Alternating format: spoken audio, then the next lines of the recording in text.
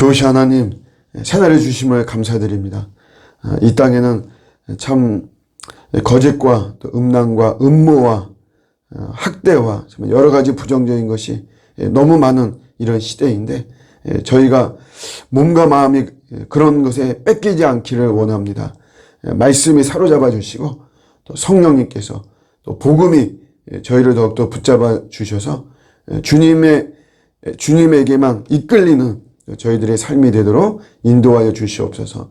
우리 예수님은 사랑이지만 헛된 우상들은 참 너무 잔인합니다.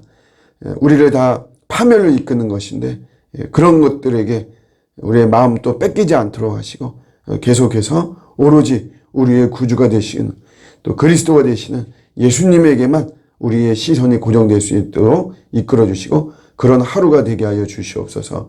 감사드리고 예수님의 이름으로 기도드립니다. 아멘. 오늘 주시는 말씀은 우리 사사기 10장 1절에서 5절입니다. 사사기 10장 1절에서 5절까지 제가 읽겠습니다. 아비멜렉의 뒤를 이어서 이사갈 사람 도도의 손자 부하의 아들 돌라가 일어나서 이스라엘을 구원하니라. 그가 에브라임 산지 3일에 거주하면서 이스라엘의 사사가 된 지 23년 만에 죽음에 3일에 장사되었더라.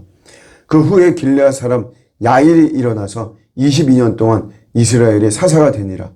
그에게 아들 30명이 있어 어린 낙이 30을 탔고 성읍 30을 가졌는데 그 성읍들은 길르앗 땅에 있고 오늘까지 하봇 야일이라 부르더라.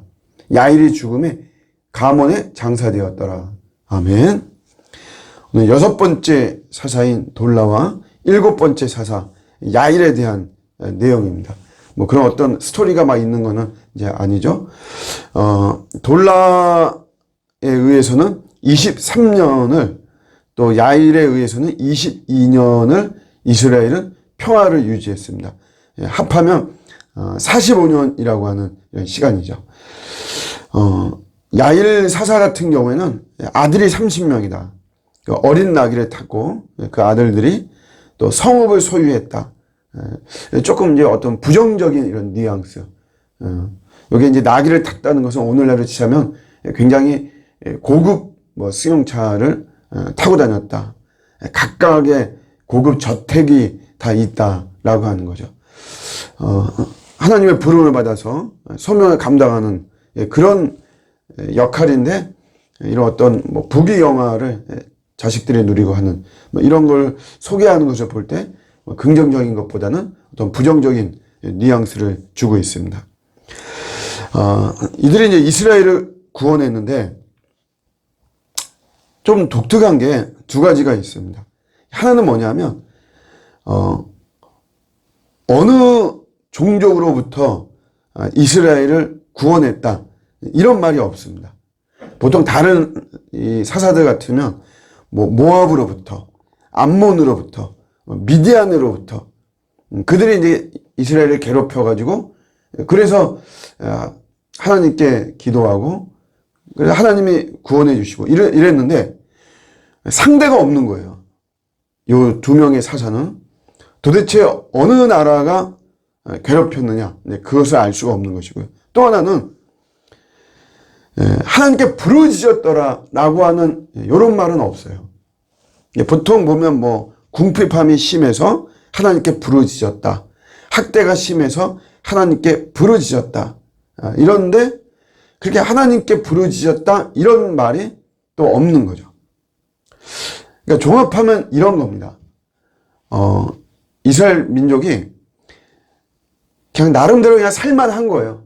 그냥 나름대로 살만해서 어떤 안정과 풍요를 통해서 매우 심각한 부패와 타락이 있었던 거죠. 그러니까 어느 나라 때문에, 다른 나라 때문에 괴로움을 당하고 멸망의 위기가 있고 그런 것이 아니고 자기들 안에 그냥 심각한 타락으로 말미암아 하나님께서 보실 때 이대로 두면 그냥 그들 스스로 멸망한다는 거죠. 그래서 하나님께서 직접 사사를 일으켜서 결국 이스라엘 스스로의 부패와 타락과 멸망으로부터 구원을 한 지금 그런 모습을 보여주고 있는 것이죠. 우리가 이걸 볼 때 우리가 대적이라고 하는 것은 사실은 내 안에 있는 거죠. 내가 나를 멸망시킬 수 있는 그런 대적 같은 존재다라고 하는 것을 우리가 알 수 있습니다. 원래 영적 전쟁을 말할 때 보통 우리는 뭐 마귀를 대적한다 막 이러죠. 그래서 내가 아닌 어떤 외부에 있는 그런 어떤 귀신들, 마귀, 사탄들. 그래서 우리 말끝마다 귀신론에서는 귀신아 물러가라 이거만 하죠. 모든 걸 귀신으로 보죠. 감기 귀신, 뭐 코로나 귀신, 뭐 아토피 귀신.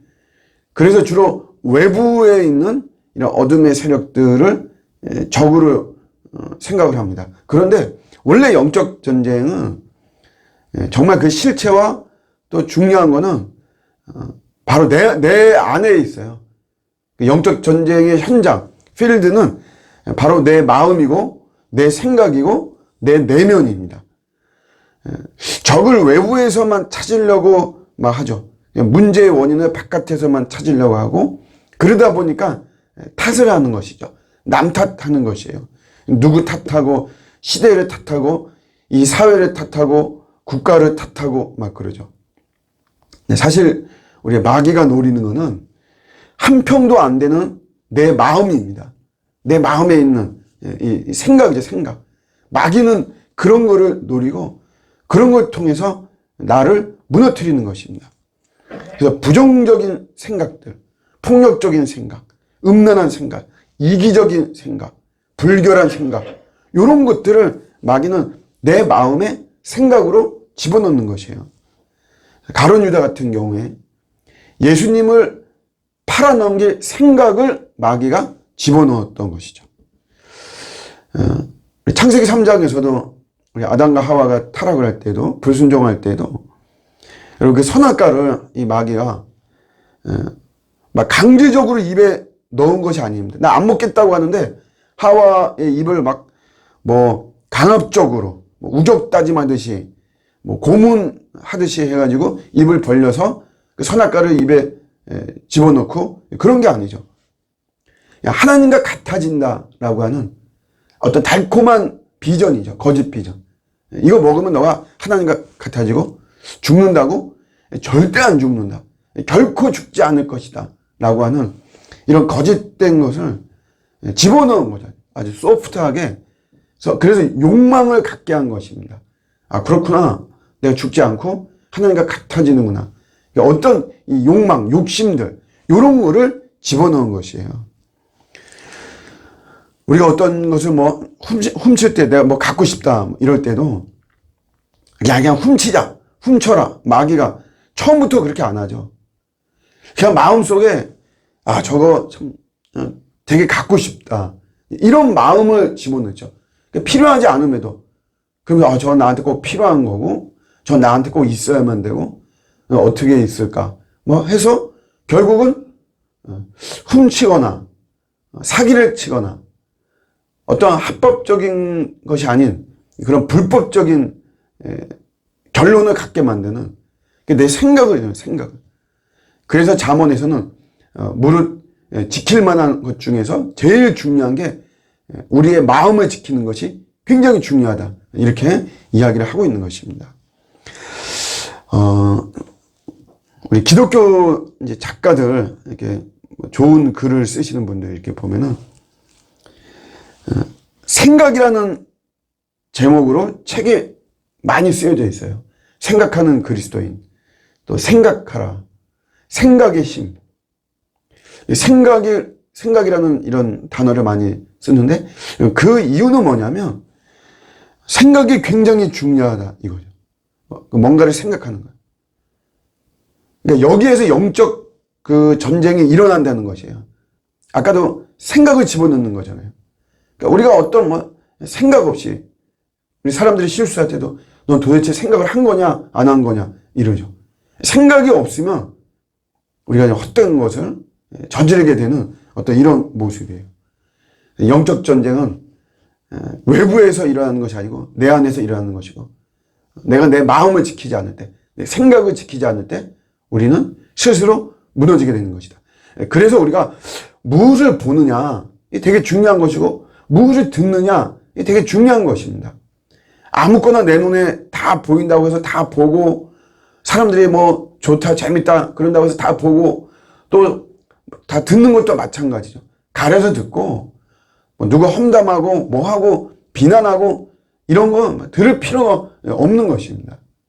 내가 하나님과 연관된, 거룩하신 우리 삼위 하나님과 연관된 그런 또 하나님이 비추시는 그런 거룩한 것들, 그런 것들 우리가 보고 듣고, 그게 중요한 것이죠.